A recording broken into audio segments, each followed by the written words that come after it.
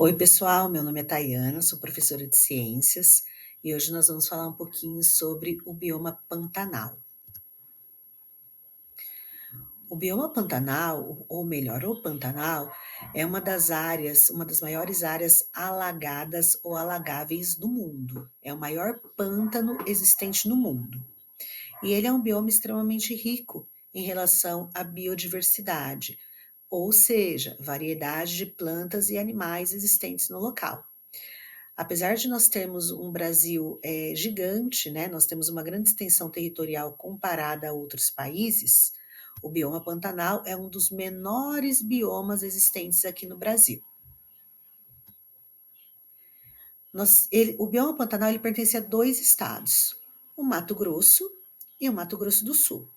Como vocês podem ver aqui no mapa, né, nós temos apenas essa manchinha aqui relacionada ao bioma Pantanal. Então, ele pertence a esses dois estados e ele faz fronteira, é lógico, integrando também parte dos biomas que compõem países como a Bolívia e o Paraguai. Aqui no mapa, nós estamos vendo todos os biomas brasileiros.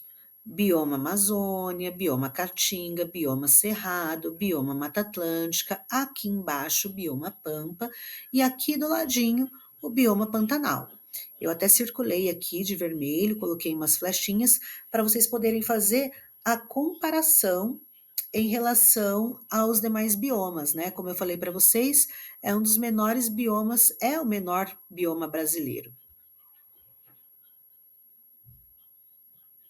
E é um bioma extremamente rico quando a gente fala de variedade de animais e variedade de plantas. Então, é o bioma que abriga a maior variedade e quantidade de animais no território nacional.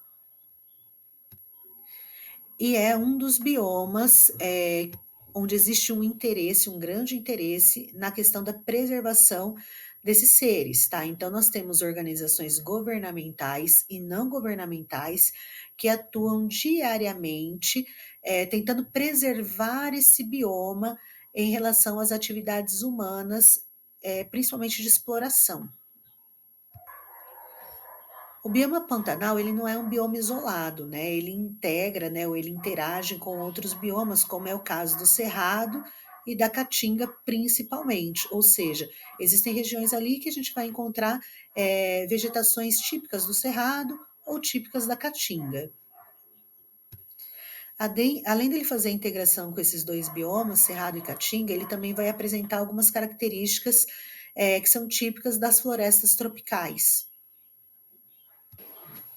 Então, com tudo isso, nós temos uma paisagem pantaneira bem diversificada, que vai desde árvores de grande porte, árvores lenhosas, que são típicas da floresta amazônica, como também árvores que têm esses troncos mais secos, mais tortuosos, de médio de pequeno porte, que são muito típicas do Cerrado.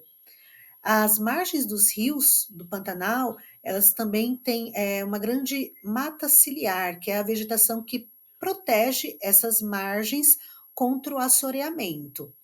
Assoreamento, gente, é quando o rio ele perde a sua profundidade. Isso aí é muito grave, porque perdendo a sua profundidade, ele também perde oxigenação. Alguns animais, né, alguns seres vivos são sensíveis à luz, essa luz acaba penetrando com maior facilidade na água, interferindo em todo o ecossistema. Então, a mata ciliar, ela tem esse papel de preservar os rios. Na região pantaneira, nós temos as estações do ano bem definidas, com os verões chuvosos e úmidos e os invernos extremamente frios e secos.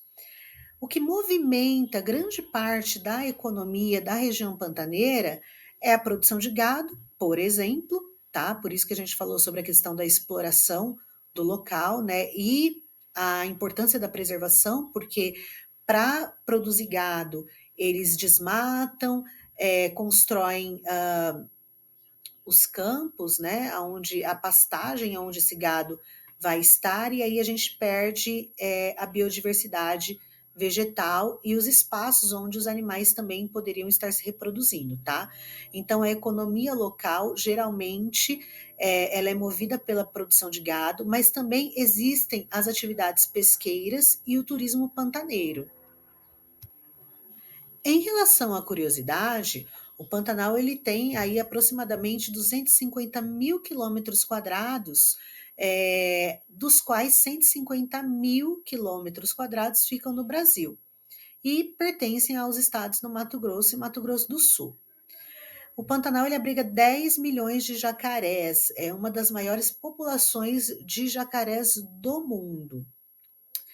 Ele forma um mosaico ecológico que integra o Cerrado, a Amazônia, a Mata Atlântica e o Chaco. Chaco é um tipo de bioma existente ali nos países com os quais o Pantanal faz fronteira, tá, gente? Que é o caso da Bolívia e do Paraguai. Então, nos últimos anos, como eu comentei aí com vocês, a questão da construção, né, das pastagens, as queimadas, né, as atividades extrativistas, desmatamento, tem implicado, né, tem existido ali na região do Pantanal, e isso vai fazer com que aconteça as alterações climáticas que não vão atingir somente a região pantaneira, mas vão atingir o mundo inteiro. Por isso que da importância das organizações governamentais e não governamentais para a proteção desse bioma tão rico que nós temos aqui no Brasil. Então é isso, gente. Espero que tenham gostado da aula e estudem.